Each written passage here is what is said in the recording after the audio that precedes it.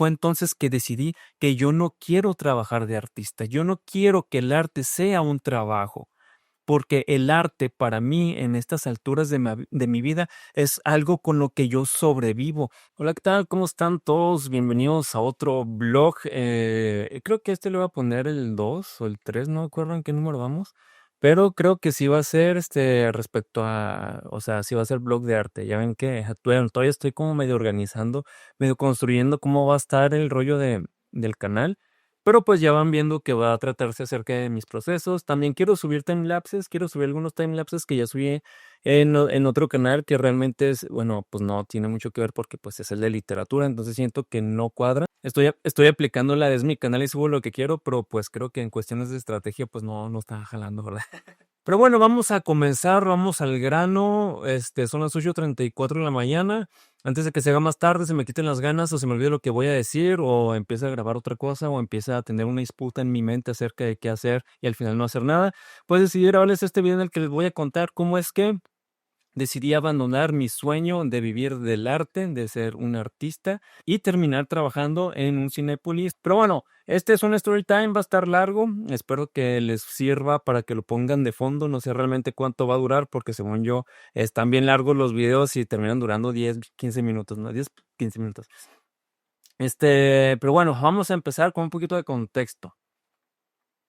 Yo soy diseñador gráfico de profesión, yo salí de la escuela, salí de la universidad por ahí de 2012 aproximadamente, y yo ya salí con trabajo. Hagan de cuenta que cuando yo estaba trabajando en la universidad, eh, justamente yo fui uno de esos clichés, una de esas estadísticas que justamente porque te gusta dibujar, terminas entrando a la carrera de diseño gráfico. Pero pues fue claramente por desinformación. Yo no sabía realmente de qué trataba diseño gráfico. Yo solo sabía que hacían cosas en cuestión visual, pero realmente no tenía mucha idea de a qué iba. Y el primer contacto que tuve con la carrera fue justamente, pues ahí se meten los que saben dibujar, ¿no? Yo realmente no tenía idea o no tenía así la información de que existían varias ramas en el sector creativo, ¿no? De diseño industrial. Sabía que existía la arquitectura, pero pues realmente eso nunca me llamó la atención. Pero por ejemplo, tampoco sabía que existía el diseño de interiores en ese entonces. No sabía que existían carreras de animación, por ejemplo. En fin, había muchas cosas que yo no conocía, que yo no sabía. No sabía tampoco que existía una carrera de artes visuales, por ejemplo. No sabía que podías estudiar para ser artista. O sea, no sabía que había una carrera en la que te enseñaban todo lo necesario, teórica y prácticamente para salir siendo, pues digamos, un artista con título. Todo ese mundo para mí estaba velado, yo no lo conocía, no tenía esa información. Pero también tenía la disyuntiva, no sabía si entrar a justamente diseño gráfico o estudiar una ingeniería, porque a mí también me gustaban mucho ese tipo de carreras, ese tipo de disciplinas que son mucho de manufacturar. Había yo estado en máquinas herramientas en la preparatoria y me había gustado mucho mi carrera técnica. En la secundaria, qué bueno ser una secundaria técnica justamente. Ah, no, era una secundaria federal. Y ahí me había tocado el taller de máquinas y herramientas. Me había tocado el taller de estructuras metálicas. Yo al principio había optado por entrar a dibujo técnico. ¿Por qué? Pues porque siempre tuve esta venita. Todo lo que decía dibujo, yo decía, pues ahí. Pero la parte de técnico me hacía ruido. Cuando veía en el camión o en la escuela o en la calle a gente con su regla T, mi mamá y mi papá me decían que ellos estaban estudiando arquitectura. Y cuando entré en la secundaria me enteré de que justamente también las personas que estudiaban diseño técnico, dibujo técnico, usaban la regla T. Entonces me llamaba mucho la atención ese tipo de herramientas. Pero terminé cayendo a estructuras metálicas, lo cual siento que fue un parteaguas en toda mi vida, muchachos. Yo no sabía cuánto iba a terminar enamorado del metal, no solamente del metal, sino también del material, al grado que ahorita, si me preguntas cuál es tu material favorito, yo te voy a decir el hierro, el acero y el hierro por su relación, ¿no? El metal siento que es una de esas sustancias del mundo que son cuasi divinas. En lo particular así me gusta abordarlo, es mi ficción personal, así que no me digan qué hacer, ¿ok? Se utilizan para todo, transfieren calor, transfieren electricidad, hacen enlaces extraños. Prácticamente son la estructura que sostiene toda la cultura a través del mundo, toda la arquitectura y la cultura y la mitología gira alrededor de los minerales, justamente, de los cuales los principales pues son los metales. Pero bueno, divagué mucho. Ya estaré subiéndoles un video acerca de otra palabra que me gusta, que justamente es hierro. Ahí voy a expandirme un poquito más. Entonces, cuando yo conocí el olor a metal quemado, a metal caliente, vi los destellos de la soldadura, vi lo que se podía hacer, la manera en que se puede moldear los productos que puede generar, yo me enamoré muy cañón. Entonces, cuando entré a la prepa, al Cebetis, yo ya más o menos sabía de qué se trataba máquinas de herramientas. Yo sabía que tenía que ver con metal. Yo esperaba que nos enseñaran a soldar, es lo que yo deseaba, porque cuando yo estuve en la secundaria, me salía a la mitad del primer año, entonces solamente tuve medio año de estructuras metálicas, lo cual me frustró, porque yo veía lo que hacían los alumnos que ya iban en tercero y veía que ya llevaban perfiles, no llevaban tubos, llevaban estructuras ya grandes y hacían cosas muy padres. Y entre algunas de esas cosas que me llamaban mucho la atención eran los adornos, los ornamentos, estas formas metálicas que tenían formas curvas, que se doblaban de manera caprichosa. Y cuando yo veía en la calle los portones, yo decía, no manches, qué padre poder hacer eso. Entonces, para mí la experiencia de conocer el trabajo del metal me abrió un deseo enorme de poder trabajarlo, de poder entrar a ese mundo de creación. No solamente en mi imaginación, ¿verdad? Porque yo dibujaba cosas muy abstractas realmente y dibujaba mal, la verdad. Casi siempre dibujaba personajes de Dragon Ball o dibujaba cosas, siempre tuve una obsesión con las nubes y siempre trataba de dibujar nubes, pero realmente no me salían porque no era muy observador. Pero también tenía cierta inclinación hacia dibujar solamente rayas. Me gustaba hacer rayitas que se vieran bonitas, hacer curvas, hacer patrones, etcétera, etcétera. Y cuando vi que eso podría inclusive traducirse al mundo real, me voló la cabeza. Y todo eso me llevó también eventualmente a enamorarme de las máquinas. Cuando estuve en máquinas de herramientas, pues pude ver cómo funcionaba un torno, una fresadora, cómo se fabricaba un engrane, todo el mundo y la ciencia y las matemáticas que está detrás del diseño de una máquina y me encantó. Sin embargo, también esta vena artística estaba muy potente. Cuando llegué a la universidad, cuando llegó el momento de elegir carrera, prácticamente me fue un volado a mi cabeza porque dije, a ver, si ya estudié una carrera técnica en máquinas y herramientas, bueno, pues voy a tratar de llenar esta cuestión, este vacío, esta necesidad artística entrando a diseño gráfico. Y eso fue lo que me llevó a estudiar diseño gráfico, no tanto que yo dije, no manches, yo quiero dedicarme a hacer logotipos y a estudiar tipografía y a analizar la composición y el storytelling de todo lo que es capaz de generar el ser humano gráficamente. No, pues la verdad es que no, yo ahí iba muy, muy, muy menso, muy tonto, muy inmaduro, muy limitado de perspectiva, pues. Entonces ya entrando a la carrera, sí hubo cosas que me gustaron. Por ejemplo, al principio las carreras típicas que todo diseñador gráfico, al menos de aquella época, de hace 10, 15 años, pues tenía que abordar sí o sí, ¿no? Que eran pues las partes de expresión plástica, que eran carboncillo, pastel, bolígrafo, tinta china, grabado, serigrafía, etcétera, etcétera, ¿no? Todas esas técnicas que son más, pues, recursos artísticos que yo creo que se enseñan en la carrera justamente para que tengas el recurso, para que puedas remitirte a esos referentes visuales y también tengas la manera de reproducirlos de manera análoga en caso de que se dé, la necesidad, ¿no? Que bueno, eso ya es parte de mi pensamiento actual. Ahora en retrospectiva digo, bueno, para eso era. Pero cuando estás en la carrera, claro que dicen, no manches, ¿esto para qué me va a servir? Igual que la gente que dice, ¿para qué me va a servir esto en matemáticas? Y después terminan topándose con una situación en la que dicen, no manches, para esto. También tuve clases de fotografía, tuve 3 clases, 2 clases, creo que 2 clases de fotografía, en las cuales me ayudó mucho porque empecé a entender un poquito más acerca de composición, de storytelling, y también empecé a integrar conceptos un poquito más acerca de la luz, del contraste, y el hecho de enterarme cómo funcionaba una cámara, los comportamientos a nivel físico de la luz, cómo trabajaban los lentes, los sensores y todo eso. La película, porque la primera clase de fotografía 1 era en film, era análogo. El darme cuenta cómo es que funcionaban las emulsiones, cómo es que se volvía fotosensible el papel debido a las sales de plata, me gustó muchísimo. Por este entonces yo ya estaba teniendo contacto pues con los programas de diseño, empezaba a hacer cosas en CorelDRAW. Me acuerdo mucho que yo era súper, súper fan de Corel, yo no lo soltaba, pero para absolutamente nada. Empecé a bajar las versiones portables, lo buscaba en internet, las bajaba de bajaba, bajaba los torrents, bajaba los ejecutables con virus, un chorro de cosas. Y cuando tuve la clase de serigrafía, cuando tuvimos que hacer la separación con Corel, cuando entendí cómo funcionaba cuando entendí cómo funcionaba la malla, y todos estos procesos que se me hacían súper artesanales, pero también de cierta manera súper científicos, me empecé a enamorar muchísimo más de esta parte artística, porque entendí que había muchísimos otros recursos y que además no solamente estaban al servicio de la representación y de la expresión, sino que también eran funcionales. También podía hacer carteles, las fotografías, podía ser fotoperiodista si quería, podría ser artista. Puede ser un fotógrafo artista, la parte de los eventos sociales, las bodas, los 15 años, la parte del grabado, ¿no? Todo esto de serializar trabajos de grabado, emplearlos, por ejemplo, también para el diseño de carteles, la parte del diseño editorial. Pero aún así, desde que entré, me llamó mucho la atención cuando había exposiciones de la carrera de diseño industrial. A mí me gustaba mucho ver lo que hacían los de diseño industrial y claro que eventualmente me vino la idea de cambiarme de carrera. Pero pero yo era una de estas personas de que realmente no son muy decididas. Bueno, en ese entonces no era muy decidido, no era muy aventado, no tomaba decisiones basado en lo pragmático, sino más en lo emocional.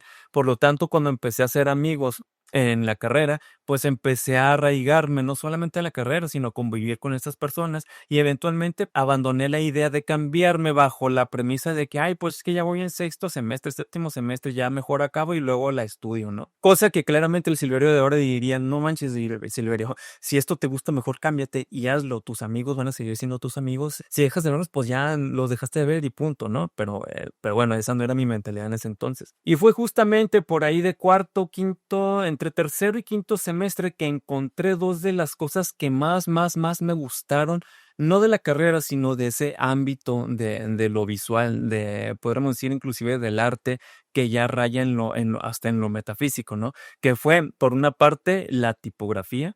Cuando empecé a ver que la tipografía era muchísimo más que solamente letras, que solamente diseñar letras, sino que iba muchísimo más a profundidad, tanto en cuestiones psicológicas como en cuestiones visuales, como en composición. Cuando descubrí la caligrafía, cuando me enteré de cómo se hacía la caligrafía y cuando empecé a ver, gracias a los recursos de los que te haces en una vida universitaria, o sean los libros, sean las recomendaciones de páginas web, sean nombres de tipógrafos o de tipografías o documentales en YouTube, empecé a amar muchísimo eso. Me vi de repente hasta la 1, 2 de la mañana viendo videos de caligrafía. Ya no solamente me desvelaba viendo videos de gente haciendo cosas con herrería o con forja, también me encantaba ver cómo las personas creaban formas tipográficas. Y nació un amor, un aprecio, una admiración por las letras, por sus formas, y eventualmente por toda la influencia, tanto psicológica como simbólica, de lo que son las propias letras en sí. Las formas gráficas que representan los sonidos que remiten a nuestras ideas, los bloques con los que construimos el lenguaje y la realidad. Y hubo un momento en el que inclusive empecé a estudiar muchísimo y empecé a hacer mis diseños tipográficos y deseé hasta incluso volverme un tipógrafo profesional. Pero esa meta se fue quedando un poquito atrás cuando empecé a adentrarme en el mundo de la animación. No la animación de personajes o bueno, la animación como la conocemos, ¿no? El cartoon o el anime o ese tipo de cosas, sino los motion graphics. Cuando entramos a aspectos de lo que era la identidad corporativa y todo lo que le integraba y sus ramas y sus vertientes y derivaciones, vi que existía una parte dedicada a la parte visual de video. Cosas como animar el logo, como crear plecas, como hacer efectos visuales, grabar comerciales y todo ese tipo de cosas. Entonces me empezó a llamar muchísimo la atención cómo es que se lograba, cómo es que se hacía, por ejemplo, que apareciera aquí un título, o que apareciera un globo de texto acá, o que apareciera un cintillo, o que, por ejemplo, una cosa se transformara, ¿no? Que partes del logo aparecieran, se movieran, se transformaran y apareciera el logo. Los efectos especiales, ¿no? Que cosas se vieran metálicas, que se viera, por ejemplo, estaba muy de moda en aquel entonces destruir las cosas. Era como que aparecía el logo y luego se destruía y luego se volvía a ensamblar.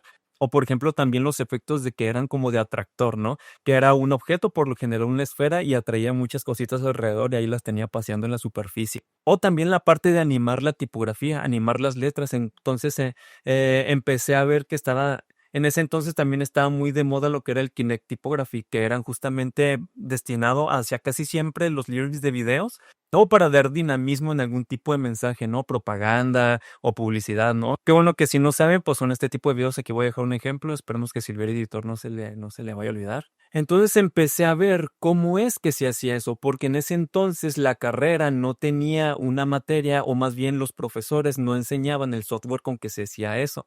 Me encontré entonces con After Effects. Y al principio, muchachos, fue abrir mi panorama un montón, un montón, que cuando abrí el programa me explotó la cabeza. No sabía qué hacer, no entendía absolutamente nada. Veía relojitos, veía rombitos, veía 20,000 pestañas, espacios vacíos, la parte donde iba el video, y no entendía absolutamente nada.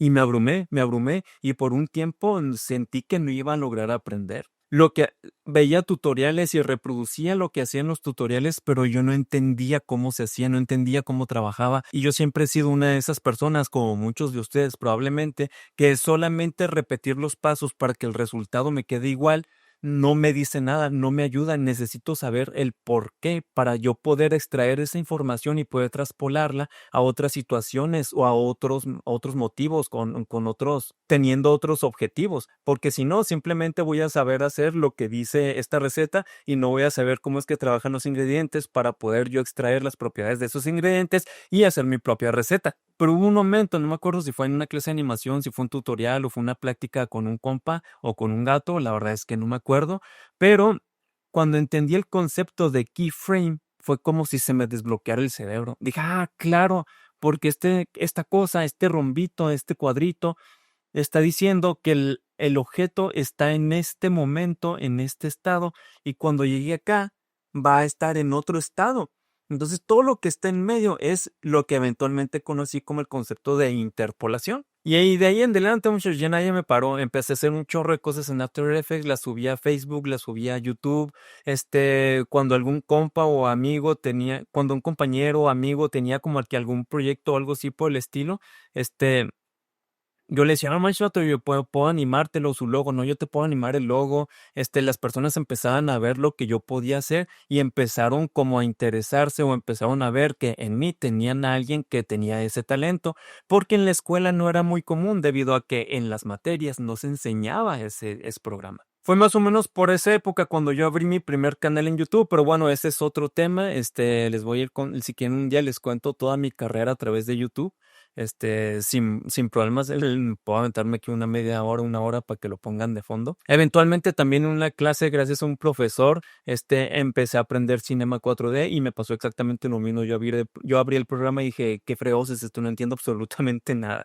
Pero lo bueno de esa época es que yo estaba en completa disposición de aprender. Mi cerebro estaba en estado, estoy en la escuela, estoy aprendiendo. Entonces no me daba tanto estrés porque sabía que había un guía, estaba el profesor, o habían tutoriales, o había al menos otra persona por ahí que también le movía y podía más o menos preguntarle. Total que gracias a que subía todos estos trabajitos, microclips y prácticas a Facebook, en una página que de hecho todavía está activa, la van a tener en la descripción, pero ya solamente es de arte, 100% de arte, de ilustración y ese tipo de cosas. Ya casi no subo cosas de video. Que un compañero de escuela que ya trabajaba justamente haciendo ese tipo de efectos, de gráficos, terminó viendo mi trabajo y me mandó un inbox por Facebook. En ese entonces no salía la ventanita abajo, se veía la notificación y ya la desplegabas y decía ahí, tenías que meterte en la pestaña de mensajes y ver ahí los mensajes. No manches, qué buenos tiempos. Bien, pues todo esto me llevó a terminar trabajando en una productora que estaba haciéndole el informe de gobierno a la administración municipal de Ciudad Juárez en aquel tiempo, ¿no? Aprendí muchísimo, me di cuenta de que el nivel que traía era muy básico y claro que fue duro al principio porque cuando entré yo pensaba que era muy bueno, pero cuando me pidieron una prueba en ese momento de lo que yo sabía hacer, me dijo la persona, te voy a ser franco, no tienes el nivel necesario para lo que estamos buscando. Sin embargo, me dieron la oportunidad de trabajar ahí y las exigencias de un trabajo real me hicieron mejorar muchísimo. Total, esta no es una historia acerca de esos jales, solamente es una historia del preámbulo que me hizo creer que realmente quería y deseaba trabajar dedicándome al arte, al arte o a la postproducción, a los motion graphics, a la animación, porque justamente al estar trabajando en esta productora esta productora en contacto con esta otra persona que también era increíblemente creativa y cuyo nombre no voy a decir porque pues obviamente no quiero como filtrar información. Esta persona era súper creativa, constantemente me decía cosas que había aprendido, me enseñaba cosas, ponían, de hecho junto con él fue que descubrí el podcast de Noviembre Nocturno, uno de los mejores podcasts que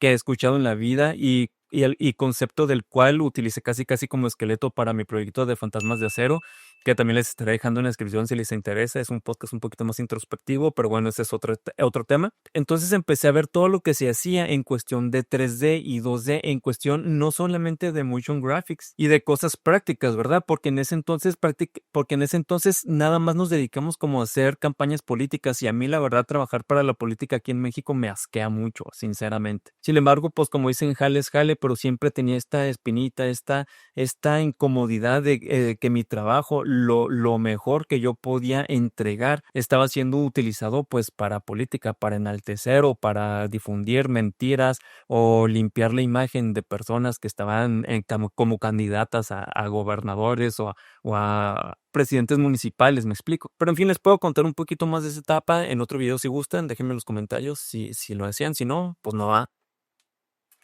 Entonces me empecé a enamorar un poquito más también de esta parte, empecé a desear, hubo una semillita en mí que dijo, no manches, estaría bien padre trabajar en eso, trabajar haciendo animaciones, no solamente para cuestiones comerciales, sino también para contar historias, porque yo siempre he tenido un background de storytelling, de contar historias, siempre he sido un cuenta historias, al principio muy básico, muy novato, muy inmaduro.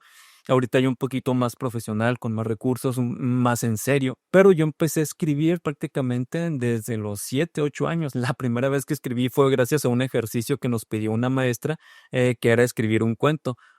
Y yo escribí creo que un cuento y un poema también, pero ni siquiera me acuerdo bien de qué trataba. Creo que el cuento era, no, creo que el poema hablaba de osos, de un oso polar y de cosas de la naturaleza, cosas así por el estilo. Pero bueno, esa es otra historia.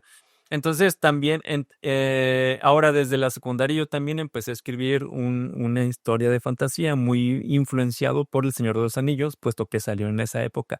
El Señor de los Anillos y Harry Potter en esa época estaban muy en boga. Y yo fui influenciado profundamente por el maestro J.R.R. Tolkien, para bien, me parece, porque entonces entendí que la literatura no era nada más reflejar la realidad, o era cotidianismo, costumbrismo, todo este tipo de cosas que como adolescente claramente no me gustaban. Y el descubrir el mundo de la fantasía a través del Señor de los Anillos, de nuevo fue otro parteaguas en mi vida. Y esa historia se ha ido desarrollando a través de los años, ya he comentado aquí muchas veces acerca de ella, y yo espero poder terminarla entre, si no este año, el próximo año, pero bueno, eso de nuevo es otra historia, es otro tema, del cual también si quieren les platico en otro video, ¿no? Entonces ese background se vio alimentado y se vio diversificado gracias a las posibilidades de la animación. Eventualmente también empecé a interesarme mucho por los streamings, empecé a ver streamers, empecé a ver campañas de videojuegos en YouTube. Me empezó a llamar mucho la atención el mundo de los videojuegos, de la animación, los efectos visuales, porque justamente los efectos visuales también era mucho de lo que hacíamos en el trabajo. Y yo lo hacía mucho por hobby en mis videos de YouTube.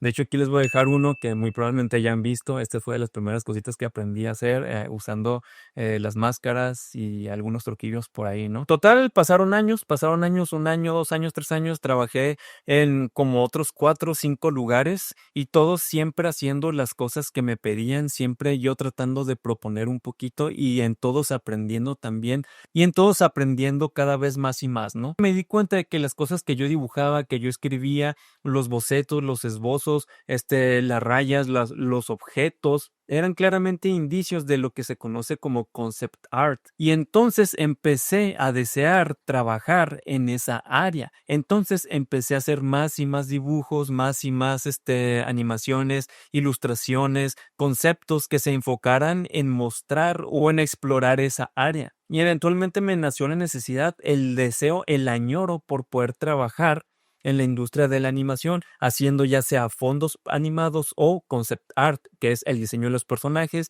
el diseño de los props principalmente, que es lo que a mí me llama mucho la atención, el diseño de los objetos, de vestir el mundo, de que el anillito, que el arete, que la ropa, que los accesorios, los baúles, los muebles, las armas, etcétera, etcétera, ¿no? Ya todos los que conocen el concept art saben a qué me refiero. Porque de cierta manera yo ya tenía mucha experiencia haciendo eso, ya que a lo largo de años yo había hecho ese mismo tipo de arte, vamos a decir arte con asterisco, eventualmente les explicaré qué significa ese asterisco, para mis historias.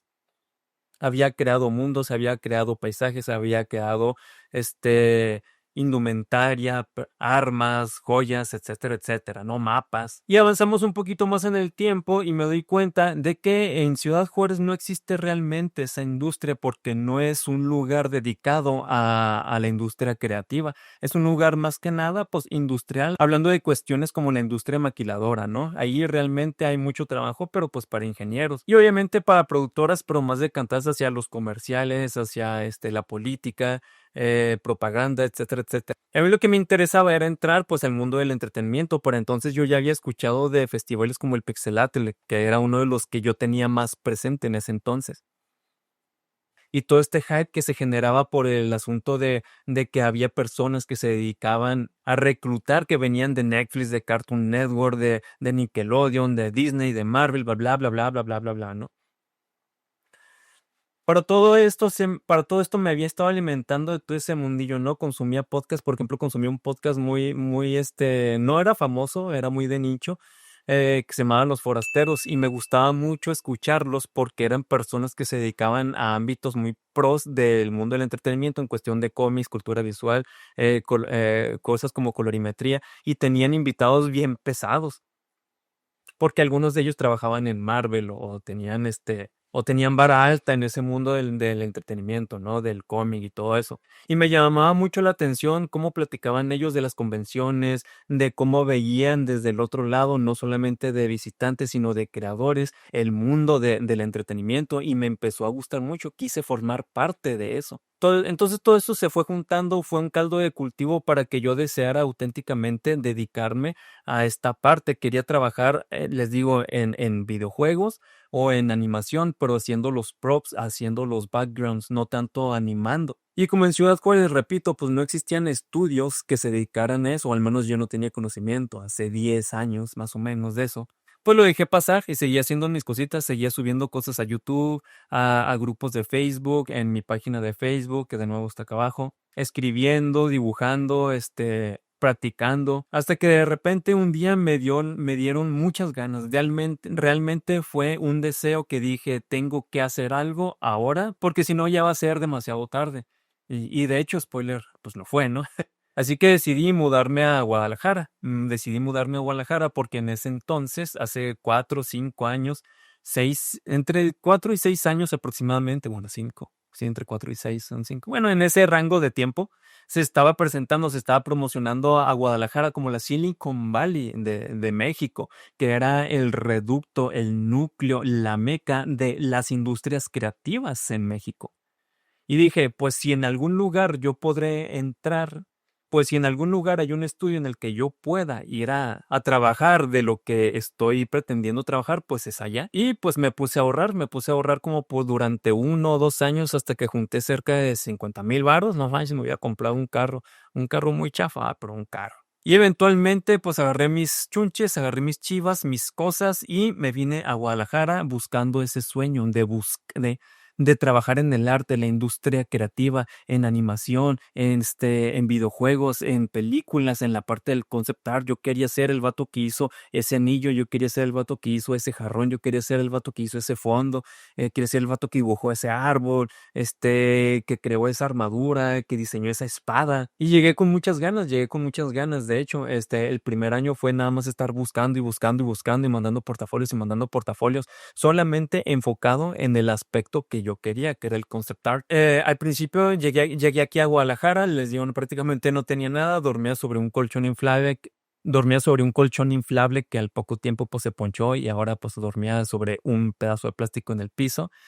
Por suerte aquí en Guadalajara no hace ni mucho frío ni mucho calor, así que no sufrí de frío ni de calor realmente. Y durante los primeros 4 o 5 meses que estuve aquí en Guadalajara sin trabajar, porque yo estaba decidido a no trabajar en nada que no fuera en eso, pues me mantuve con mis ahorros. Por suerte me tocó una renta bastante barata para el promedio de departamentos aquí y claro que el lugar es extremadamente pequeño, pero pues solamente era yo. Todavía no llegaban ni fideo ni garabato. Ujú. ¿Quieres saludar? Saluda. Di, hola, soy Fideo. Hola, soy Fideo. Uy, qué bonita estás, Fideo. Ahí está. Les manda saludos la la Fidencia. Y durante ese tiempo en que prácticamente no hacía nada más que sobrevivir y conocer los alrededores, pues me aventé muchas series y películas que tenía ahí pendientes. ¿No? Bueno, más que nada animes y películas que tenía pendientes. Me aventé Fullmetal Alchemist, la primera, la clásica y Brotherhood. Vale, me Dios, creo que Fideo me dejó pelos en la cara. La clásica de Brotherhood, Brotherhood va a ser siempre mi favorita. La otra para mí es como que un spin-off que hizo un fan. La verdad no me gustó prácticamente. Ahí me di cuenta que Full Metal Alchemist es uno de mis animes favoritos. También me aventé Evangelion, que no lo había visto. Me aventé varias películas que tenía pendientes. Tenía pendiente el show de Truman, Eterno Resplandor de una mente sin recuerdos, también La Sociedad de los Poetas Muertos, varias películas de las que ahorita no me acuerdo y uno que otro anime. Este, y durante todo ese tiempo como que yo pensando, no, así cuando yo esté haciendo estas cosas y eventualmente, eh, durante, durante ese periodo se llevó a cabo el Festival Pixelatu. Obviamente yo no iba a gastar en ir al festival porque todavía no era aquí en Guadalajara, creo. Creo que todavía era en Cuernavaca, la verdad no me acuerdo bien, pero no podía gastar porque en ese entonces estaba mi presupuesto muy, muy reducido debido a que pues no estaba trabajando, estaba viviendo 100% de mis ahorros. Sin embargo, se abrió una convocatoria en la que te podías meter a la página de Pixelatl y subir tu portafolio para recibir tanto retroalimentación como propuestas. No recuerdo exactamente cómo era la interfaz, pero sí recuerdo que había varias pestañitas, entonces te podías postular como a varias. Yo armé mi portafolio lo mejor que pude. De hecho, aquí les voy a poner algunas imágenes del portafolio que mandé a Pixelatl para que lo revisaran algunos estudios de aquí de Guadalajara. Y me emocioné mucho porque hubo dos empresas, no me acuerdo cuáles empresas eran, dos estudios que agendaron una entrevista virtual conmigo. Y yo la verdad dije, no manches, ya lo voy a lograr, estoy a nada de lograrlo. Para ese entonces ya estaba cerca de acabárseme el dinero, estaba así de que no manches, no tengo prácticamente ya dinero. Y había empezado yo ya a mandar currículums a empresas pues normales, ¿no? Donde yo pudiera trabajar. Me acuerdo que mandé varias postulaciones por medio de Indeed a algunas empresas de las que yo cubría el perfil, ¿no? Me acuerdo de haber tenido una pequeña decepción porque uno de los estudios canceló la entrevista, pero la otra seguía en pie. Yo ya tenía el horario, ya tenía exactamente, ya estaba agendado, ¿no? Sin embargo, ese mismo día yo tenía otra entrevista en una empresa, era una fábrica de alimentos que estaba a cargo. Más bien sí, el dueño era un coach de bodybuilding muy famoso, bueno, no sé si muy, pero sí era famoso de aquí de Guadalajara. Y era más temprano, no me acuerdo exactamente los horarios, pero eran tipo de que era a las 9 la entrevista allá en la fábrica, y la entrevista acá con este estudio, que no me acuerdo cuál era, eran las 11, por ejemplo. Entonces empecé a hacer cuentas, ¿no? Yo no sabía tomar el transporte público acá, así que dije, no manches, me la voy a aventar caminando. Por suerte, cuando vi dónde estaba ubicada, me di cuenta que eran como unos 40 minutos a pie y para mí cualquier cosa que esté a una hora o menos a pie está cerca. Entonces nada más fue revisar en el teléfono, ver cuál era la ruta más cercana y ese mismo día dije, bueno, no creo que la entrevista con aquellas personas vaya a durar muchísimo, ¿no? Y terminó durando 1 hora. Entonces ustedes se imaginarán mi estrés cuando fui a la entrevista con toda la intención de quedarme con el empleo porque claramente no tenía dinero y dije, no manches, pues tengo que apuntarle a todos. Si me quedo en el estudio, pues mando a la burger a estos de acá y me voy al estudio, claramente. Entonces me acuerdo en la mañana llegar temprano, a hacer la entrevista y empezó a alargarse, me empezaron a preguntar muchas cosas.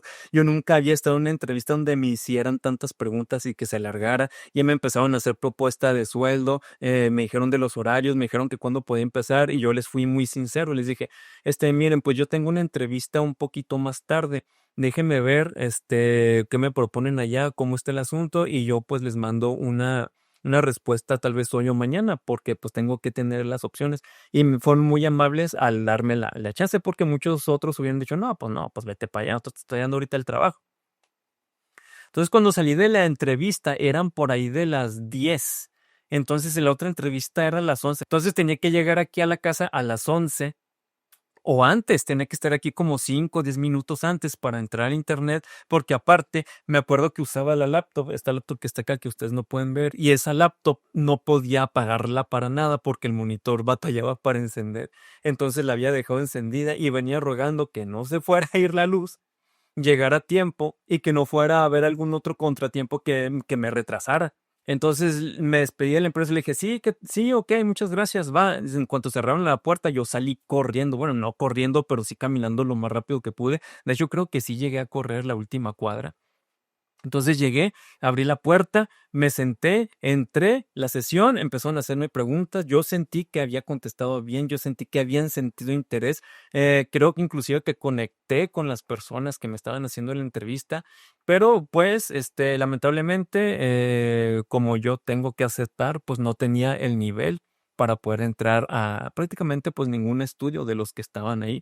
Creo que más bien el hecho de que hiciera la entrevista fue para ver si más o menos si ellos veían que tenía un potencial o ver alguna otra característica que pudiera decir, pues vamos a jalarlo, o tal vez simple y llanamente el hecho de que pues ya estaba agendada la cita, ¿no? Total que empecé a trabajar en esta industria, terminé trabajando como lo que había trabajado antes en la parte de marketing, en la parte de hacer los motion graphics, de hacer animacioncitas, que aparezcan los precios acá, que entre el pollo, que entre la proteína, que entre acá. Lo más que llegué a hacer fue dirigir un spot de colágeno en locación, fue lo más pro que llegué a hacer, que sí me gustó mucho, pero pues al final era justamente para promocionar productos wellness, que a mí la verdad ese rollo siempre también me ha hecho un poquito de ruido, porque aparte el dueño era anti-vaxxer y tenía ideas bien raras, creía en los chemtrails y todo ese tipo de cosas, ¿no? Como era a principios, ya a finales de la pandemia, nos daba a beber dióxido de cloro, claramente que yo nunca lo consumí porque no. Ahí me di cuenta claramente de que a pesar de que estaba haciendo cosas que me gustaban en el ejercicio, en la práctica, en las herramientas que utilizaba, no estaban enfocados en lo que yo quería hacer. Constantemente yo me sentía insatisfecho porque a pesar de que las cosas que hacía me gustaban mucho, estaba aprendiendo, poniendo en práctica cosas que me dejaban proponer mucho y eso me ayudaba a crecer tanto profesionalmente como en habilidad, como en creatividad. Estaba limitado a eso solamente. Entonces, cuando llegué a casa ya llegaba cansado. Todavía en ese entonces creo que no hacía streams. Sí, hacía streams y la parte de los streams la podemos dejar para otro día si quieren, tal. Toda mi historia de streamer, de queriendo ser streamer y mis casi 900 capítulos de stream. Y eventualmente empecé a desear tener, pues, más dinero, ¿no? Quería tal vez irme a un depo más grande, conseguir mejor, herramienta. Me hice de mi PC, etcétera, etcétera. Y empecé a buscar en otro lugar, empecé a mandar currículums y eventualmente me jalaron de otra empresa en donde me pagaban cerca de 15,000 y 6,000 pesos al mes, que para mí era muchísimo dinero. Pero ocurrió algo extraño aquí, a pesar de que una empresa ya con clientes muchísimo más grandes como Chivas, como Akron, como clubs, como tiendas aquí, importantes de Guadalajara, empecé a sentir muchísima más exigencia. Claro que se espera eso de una empresa que tiene clientes tan grandes, pero empecé a sentir cómo, voy a usar las palabras porque siento que son adecuadas, cómo mi talento, cómo mi creatividad, cómo mi deseo por aprender y por crear empezaron a estar 100% al servicio de los deseos, de las disposiciones de otras personas, de otras industrias. Yo ya estaba completamente alejado de lo que quería y me di cuenta en ese momento. Y en ese momento yo seguía dibujando, yo seguía haciendo concept, yo seguía escribiendo, yo seguía haciendo ese tipo de cosas y las hacía con amor, con pasión, con esa flama interna que no sé cómo describir, ¿no? Porque realmente lo amaba y lo hacía porque yo quería, no porque alguien más me lo pidiera. Y en ese entonces me empecé a dar cuenta de algo y se los voy a platicar un poquito más adelante. Entonces el punto de quiebre llegó cuando me pusieron a hacer un spot para un evento de golf. un evento, el infame evento de golf. Yo ya iba a cumplir un año en esa empresa. Estaba a punto de tener mi primer aguinaldo, mis vacaciones, etcétera, etcétera. Fue justamente por septiembre, no de este año, creo que el año antepasado ya. Total, que me lo dejaron, me lo encargaron mucho, me empezaron a dar muchas instrucciones. Yo la verdad no estaba a gusto trabajando ahí porque no me estaba gustando lo que hacía. No que no me gustaran los resultados, sino que el enfoque no me gustaba. Y no era que fuera y no era que fuera explícitamente esa empresa, sino lo que había venido siendo a través, pues, de toda mi carrera profesional como motion grapher, postproductor, ¿no? Siempre era publicidad, siempre era promocionando eventos, que efectos visuales, campañas políticas, ese tipo de cosas, ese ambiente, a mí en lo personal, pues no me llenó, me fue hartando, me fue fastidiando, me fue desgastando. Trabajé en una productora, trabajé en una empresa que armaba stands, trabajé en una pollería, trabajé en esta empresa de alimentos, en esta otra productora. Fueron alrededor de 5 o 7 trabajos en los que estuve llevando a cabo actividades, pues, de este tipo que les estaba platicando. Les digo, el punto de quiebre fue este evento de golf. Este evento de golf lo terminé en este spot, lo terminé en una semana, lo envié, me empezaron a hacer cambios, lo típico, pues, lo que se espera. Siempre todos los que se dedican a la industria audiovisual saben que los cambios ocurren sí o sí. Pero empezó a hacerse demasiado, muchachos, muchachas. Fue mucho. 2 semanas, 3 semanas. Llegó el momento en que ya llevaban un mes haciéndome cambios.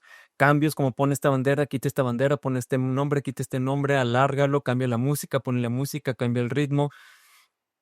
Agrega estos efectos, quítalos, esta persona mejor quita esa escena, pone esta otra escena, pero yo comprendo que esos cambios ocurren, pero eran ya demasiados.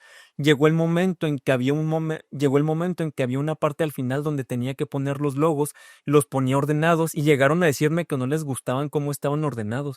Empecé a ordenarlos de distintas maneras, total que me dio un colapso, digamos, creativo. Yo ya no sabía qué hacer, no sabía cómo ponerlos. Empecé a ponerlos nada más así y me dijeron, oye, ¿qué estás haciendo? Y nada más los estás poniendo así por ponerlos. Yo ya no le atinaba, muchachos. Yo ya no sabía qué querían, no entendía, estaba completamente rebasado porque ya había habido tantos cambios que mi mente de alguna forma decía, pero pues es que, ¿qué más se puede cambiar si ya lo hice todo? Claro que habrá personas más creativas, que tengan más pasión, más conocimientos, más recursos, pero yo no los tenía. Y en ese momento, cuando ya quedó bien, lo mandaron, revisaron, me hablaron, me iban a levantar acta administrativa y porque ya habían hablado conmigo anteriormente de ese tipo de cosas, porque en un momento yo me fui a dormir ya que estaba muy cansado, ya eran fuera de horas de trabajo. Y al día siguiente, pues tenía muchos mensajes, ¿no? Lo típico. Y hablé con ellos y les dije, no saben qué, no estoy dando el ancho, una disculpa, antes de que vaya a pasar otra cosa, que quede peor, vamos a cortar aquí y terminamos bien. Y fue cuando decidí yo ya no volver a trabajar en ese ámbito, en esa industria, en el rollo audiovisual. Fue el momento en que yo decidí dejar de trabajar como motion grapher o como editor o como postproductor en una empresa. Claro que me llegaban trabajitos de fuera que siempre me beneficiaron pues para poder sacar dinerito extra, pero me puse como meta ya no volver a una empresa a trabajar de eso.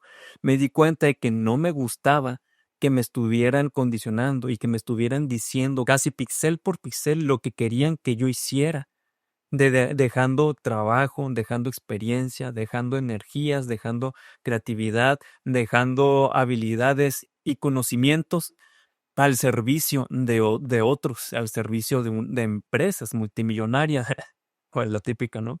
Y decidí en ese momento que yo no quería trabajar en un lugar donde me estuvieran diciendo qué es lo que quieren que yo haga con las cosas que yo sé hacer. Y me di cuenta también de que eso se extendía a la parte de la ilustración y el dibujo y el concept art.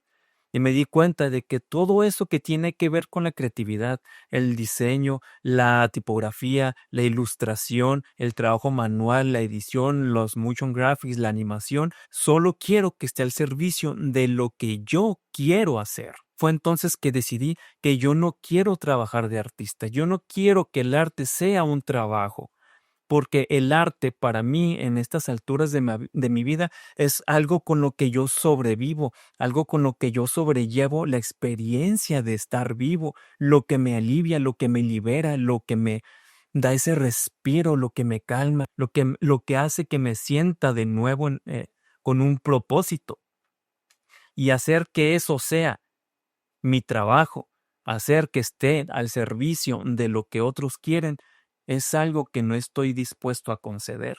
Por lo tanto, empecé a buscar un trabajo de medio tiempo que me permitiera poder pagar mis gastos, cosas básicas como renta, servicios, comida de los gatos, etcétera, etcétera, para poder dedicar mi tiempo libre al arte, a hacer lo que yo quiero, a escribir, a dibujar, a diseñar, a editar, a producir, a grabar. Y también fue el momento en que decidí aventarme con todo para ser streamer. Antes de entrar a Cinépolis, yo me dediqué prácticamente como 4 meses con los ahorros que tenía de haber trabajado en esta otra empresa más el finiquito. Quise ser streamer, realmente me dediqué a hacer stream diario durante la mañana y durante la noche, como durante 4 meses, echándole todas las ganas, haciendo alertas bonitas, haciendo un intro, haciendo un outro, les digo, poniendo a disposición las cosas que yo sé para otras cosas que yo sé hacer, ¿no? Que me gusta hacer, pues. Pero durante ese tiempo, pues, sí subí un poquito de seguidores, sí tuve la oportunidad de cobrar un par de veces, pero estaba en el límite, muchachos, así al filo. Hubo 2 meses en los que muy apenas alcancé a pagar la renta y tenía que comer cacahuates todos los días. Compraba estos paquetes de cacahuates de 200 gramos y los dividía como para comer durante 4 días. Estaba en el filo. Hubo un par de ocasiones justamente que gracias a las suscripciones en Twitch podía alcanzar lo mínimo para poder completar la renta, porque no podía pagar la renta con lo de Twitch, ¿no? Yo tenía ahí dinero guardado de algunos trabajitos que me habían caído y remanentes de otras cosas, y eso me llegaba lo de Twitch, unos 600, 700 pesos, y con eso alcanzaba a pagar la renta. Fueron 2 ocasiones. Total, llegó el momento en que ya no tenía dinero. Inclusive, cuando fui a Cinépolis, yo ya no tenía dinero, tenía 0 pesos. Tuve que pedirle dinero a mi familia y a amigos para poder pagar la renta y comida. Y fue el momento en que decidí, pues ya ahora sí buscar un trabajo, no en esta industria que ya les he mencionado, sino un trabajo simple, común y corriente, que me diera lo mínimo para pagar gastos, como ya lo mencioné, ¿no? Y siempre tuve esta espinita de trabajar en Cinépolis, así que dije, bueno, pues vamos a ver qué se siente trabajar en el cine. Entonces, pues empecé a mandar solicitudes por internet a varias sucursales de aquí de Guadalajara, hasta que eventualmente me hablaron de una. Fui y creo que hablé de más en la entrevista porque hubo un comentario que hice que fue, bueno, dicen por ahí que Cinépolis esclaviza, pero yo estoy dispuesto y no me volvieron a hablar. Entonces ya había dado por sentado que no iba a entrar en Cinépolis, así que fue una entrevista al 7-Eleven, y ese mismo día tenía otra entrevista en otra sucursal de Cinépolis que por suerte me queda más cerca. Y al día siguiente tenía esta expectativa, justamente como antes con la fábrica de alimentos y el estudio de animación. Ahora tenía esta expectativa, ¿no? El Cinépolis o el 7-Eleven. Entonces me hablaron de Cinépolis y el 7-Eleven no me hablaron, siendo que creo que me fue mejor en la entrevista de 7-Eleven. Pero bueno, a partir de entonces dije, Simón, ya no me hablaste de 7-Eleven, ahí te guachas, te la perdiste. Y me fui y empecé mi carrera como cinepolito. Pido disculpas si de repente cambia mi tono de voz o cambió la iluminación, se me acabó la pila mientras estaba grabando, entonces tuve que esperar a que se terminara de cargar para continuar con la grabación. Pero bueno, que yo recuerde, me quedé cuando ya entré a Cinépolis, ¿no? Ya me mandaron a hablar, hice ahí la entrevista, una entrevista que de hecho yo no creí que fuera a durar tanto tampoco. Como que aquí en Guadalajara tienden a hacer entrevistas muy largas, no sé por qué. Pero sí, la entrevista en Cinépolis, para empezar, me dejaron esperando como media hora, 40 minutos, y después la entrevista en sí duró como otra media hora. Entonces, pues ya regresé a casa, les digo, el día siguiente, ya el día siguiente estaba esperando a ver quién me habla primero, si 7-Eleven o Cinépolis. El 7-Eleven tenía la opción de estar de noche porque pagaban un poquito más, pero la verdad es que qué bueno que no me hablaron de ahí y qué bueno que no hay retorno de noche, porque en Cinépolis hubo una temporada en que decidí trabajar de noche 2 semanas para cubrir a la persona que estaba en ese turno, y nada más como por la experiencia de saber qué se sentía estar en el cine de noche era algo que quería sentir de verdad.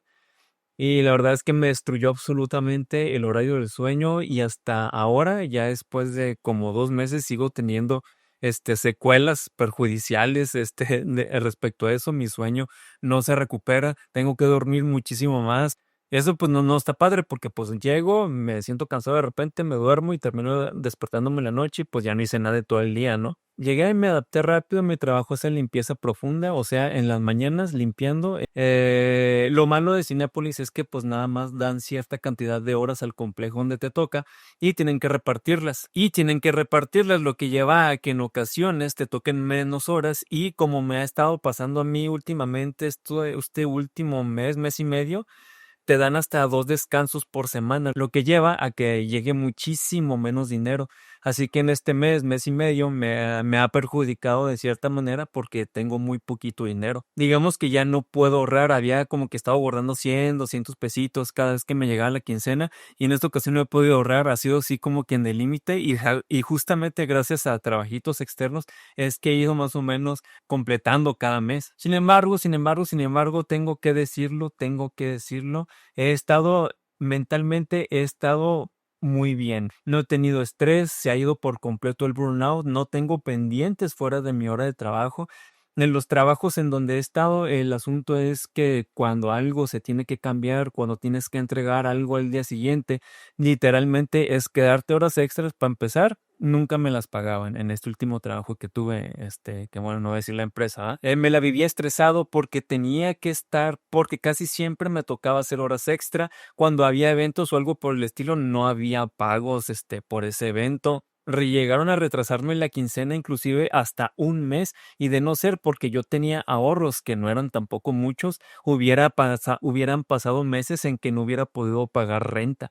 Eso me tenía completamente agobiado, muchachos, me tenía muy, muy estresado. Claro que también viví un poquito de eso en ese periodo en que quise dedicarme a ser streamer porque pues no tenía ingresos de ningún lado que fueran constantes o seguros. Pero en cuestión creativa, en cuestión de que no manches, ya son las 8 de la noche y no he terminado, y que a las 11 de la noche te marquen y te digan, oye, hay que cambiar esto, y que ay, hay evento mañana, hay que levantarnos temprano, tenemos que estar allá a las 6 de la mañana, y que cuando llegaba el turno que correspondía pagar la quincena, dijeran, oigan, aguántenos un poquito porque pues no nos han pagado nosotros. Y en Cinépolis y en cualquier trabajo que sea un trabajo simple, común y corriente, que sea de limpieza, que sea atendiendo clientes, etcétera, etcétera, es muy sencillo, es algo demasiado fácil. Si tú no alcanzas a hacer algo es porque no supiste organizar tu tiempo, pero tampoco hay consecuencias muchísimo más grandes, ¿me explico? Si en un trabajo anterior no alcanzaba a hacer un video, era así como que no manches la superempresa, vamos a quedar mal con la superempresa, con Chivas, con Akron, con el gobierno municipal. Y acá en Cinépolis, si no organizas mal tu tiempo, si un día traes mucha flojera, si un día realmente pues no estás como que muy proactivo, muy eficiente, no va a pasar de que la sala esté sucia y se quedó sucia y te regañan porque está sucia, simplemente ya no la vuelves a dejar sucia y ya no pasa nada. Llegan las 3 de la tarde y no importa qué pase, llueve, truena, relampaguee o hay una fila inmensa, tú te vas a tu casa. Llegas a tu casa y no tienes que pensar absolutamente en ningún instante en el cine o en ese otro trabajo. Todo el resto del tiempo es para mí, o me duermo, o pido algo para comer, o me pongo a dibujar, o me pongo a escribir, o me pongo a contar los azulejos del piso, que por cierto no están difíciles de contar porque están bastante grandes. Entonces, eso en lo personal me trajo mucha paz, y entonces entendí que no quiero dedicarme al arte, no quiero trabajar en el arte. Muchos artistas hoy en día piensan que si no venden su arte, que si no pueden monetizarlo, fracasaron como artistas, y siento que ese es uno de los más grandes engaños y de los más grandes perjuicios que se le ha hecho a las personas que tienen esa vena artística, que tienen esa necesidad de expresarlo y que pueden llevar esas capacidades y talentos a las industrias del entretenimiento, a las industrias de la animación, de los VFX, de los motion graphics, de la postproducción, etcétera, etcétera. Siento que todos están constantemente en esta mentalidad, en este set, abrumados por estas voces de, no manches, es que si no puedes monetizar eso que sabes hacer, fracasaste. No manches, pues es que si no dibujas perfectamente, o si no tienes 20,000 seguidores, o si no tienes muchos likes, o si no tienes manera de que eso que estás haciendo genere una monetización, entonces no cierre, entonces fallaste. Siento que eso está lastimando muchísimo a las personas que aman hacer arte, porque están volviendo esa satisfacción, ese reconciliarse con su capacidad de interpretar el mundo, lo están viendo mellado, lo están viendo instrumentalizado. Y yo también, y me puse a pensar mucho en ese entonces también, porque cuando me ponía a pensar en todas las veces que yo disfrutaba estar haciendo vehículos, espadas, anillos, baúles, muebles, paisajes, etcétera, etcétera, yo lo hacía por gusto en el instante que a mí se me cantaba la gana, sin que nadie me estuviera diciendo, sin tener un deadline. Si lo dejaba a medias, lo dejaba a medias y no hay absolutamente ninguna consecuencia. Y si meses después yo quería retomar ese boceto, yo quería retomar esa idea, lo podía hacer libremente sin necesidad de estar llenando expectativas ajenas. Entonces me di cuenta de que yo tampoco quería trabajar realmente en un estudio, solamente quería tener una constante ocupación de estar haciendo cosas con mis manos, de estar dibujando, de estar escribiendo, de estar construyendo. Pero me di cuenta de que mi propósito, mi satisfacción no era el estarlo haciendo para que otros lo aprovecharan, sino para satisfacerme a mí mismo. Eso soy extraño, pero creo que se entiende. Y si en algún momento eso deriva en que pueda haber una especie de monetización, como por ejemplo en YouTube, o tal vez en venderlo, o cosas por el estilo, eso ya es secundario. Mi expresión, mi deseo de traerlo a la materialidad y plasmarlo para que quede como evidencia de mi paso por el mundo es lo principal. Dibujando, escribiendo historias, haciendo stream, haciendo videos en donde les cuente acerca de cuentos, acerca de libros, acerca de opiniones, acerca de los procesos creativos. Con esto no quiero decir que las personas que ya se dedican a eso, que están en el mundo del entretenimiento, de la animación y todo esto, mm, poniendo al servicio sus talentos y capacidades, no quiere decir que estén mal o que estén ya presos por el sistema, no, simplemente estoy compartiendo con ustedes por qué yo decidí esto y tratando de brindarles otra perspectiva para que las personas que llevan años intentando y no logran entrar a una industria, que sepan que no han fracasado, siempre y cuando lo que ustedes están haciendo sea completamente auténtico, siempre y cuando lo que ustedes están generando, creando, venga desde dentro y se exprese, se manifieste de manera auténtica como una extensión de su ser. Ustedes lo están haciendo bien, lo estamos haciendo bien, lo estamos logrando. Y si tu sueño siempre fue el estar diseñando, el estar creando, el estar componiendo o escribiendo para grandes empresas, para IPs multimillonarias, para estudios de diseño, etcétera, etcétera, está completamente bien.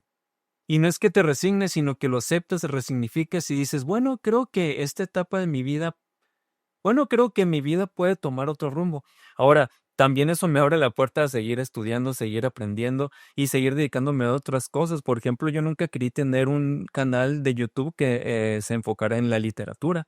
Y es una de las cosas que simplemente empecé a hacer porque me gustaron y lo voy a seguir haciendo por siempre, aunque no tenga muchos miles de visualizaciones, porque realmente lo disfruto. Lo tomé como un pretexto para retomar el hábito de lectura y gracias a eso ya llevo cerca de 44 videos hablando de diferentes cuentos y he aprendido muchísimas cosas simplemente por el hecho de hacer algo que me gustaba, pero que no creí que fuera a disfrutar tanto. No creí tampoco que fuera a encontrar tanta satisfacción en hacer stream, a pesar de que mi comunidad es súper pequeñita y el máximo de viewers que he tenido han sido como 15. La verdad es que me siento muy feliz porque los identifico, me siento muy a gusto platicando porque tengo la capacidad de leer el chat debido a que no son demasiadas personas. Les puedo contar este tipo de historias, les puedo contar mis experiencias en trabajos, les puedo dar recomendaciones en cuestiones de arte, porque algunos de ellos sí se quieren dedicar a eso, si quieren hacer sus cómics, si quieren hacer sus animaciones, si quieren hacer ese tipo de cosas. Y de repente puedo agarrar mis debrayes de ponerme a hablar de alquimia, de ponerme a hablar de tipografía, de ponerme a hablar de historia del arte, de algún estilo en particular, ponerme a escuchar música, sintiéndome acompañado, enriqueciéndolos con el conocimiento que tengo y ellos también ayudándome a ver otras perspectivas y abordar temas o términos o mundillos que yo, la verdad, ni siquiera tenía idea de que existía. Ahora, ¿cómo van a seguir las cosas? Pues no tengo ni idea. No sé si eventualmente voy a tener que renunciar a este trabajo porque el dinero no me está alcanzando, ya que pues mi renta sube 300 pesos por año, entonces cada vez me va alcanzando para Entonces cada vez me va quedando menos dinero tanto para comida como para servicios, como para gustitos y cosas por el estilo, ¿no? Y quiero eventualmente también cumplir este deseo que tengo de estudiar diseño industrial, no tanto porque sienta que solamente en la universidad se puede aprender, sino que hay que admitir que en la universidad es donde están las instalaciones adecuadas para poder llevar a cabo las prácticas, están los instrumentos, están las máquinas, etcétera, etcétera, ¿no? Yo no tengo aquí una máquina de inyección o una máquina de soldar o un torno o taladros o cosas por el estilo que se utilizan para, pues, para borrar todo este tipo de trabajo de materiales, un horno de cerámica o cosas por el estilo, ¿no? Además de que hay otros proyectitos por ahí que quiero hacer eventualmente con el tiempo y pues para eso se necesita pues más dinero. Así que si se llega a dar el caso que tengo que renunciar y volver a buscar un trabajo donde gane más, pues tendré que hacerlo. Ese fue mi story time de cómo abandoné mi sueño de ser artista, es decir, de dedicarme a la industria del entretenimiento y del arte y de monetizar pues tal cual mi obra como artista y me decanté por una vida tranquila, con un trabajo que me cubra mis necesidades básicas pero con muchísima más libertad para poder seguir haciendo cosas, ¿no? Pues creo que eso es todo lo que tengo que decir por este video. Espero que te haya entretenido, que te hayas podido echar tu botón a gusto con este video de fondo. Y cuéntame tú qué piensas, cuéntame cómo te sientes, cómo ha sido tu camino y ese tipo de cosas que le gusta comentar a las personas en la caja de comentarios y así por el estilo, ¿ah? Voy a hacer un chorro de clips de este video, de hecho, para subirlos al TikTok. Así es, a ver si puedo monetizar allá. Comparte, dale like y a ver si puedo monetizar de nuevo esta cuenta para tener por lo menos golosinas para la garabato que come un chorro, mugre gata. Ay, qué bonita. En fin, nos vemos. Bye.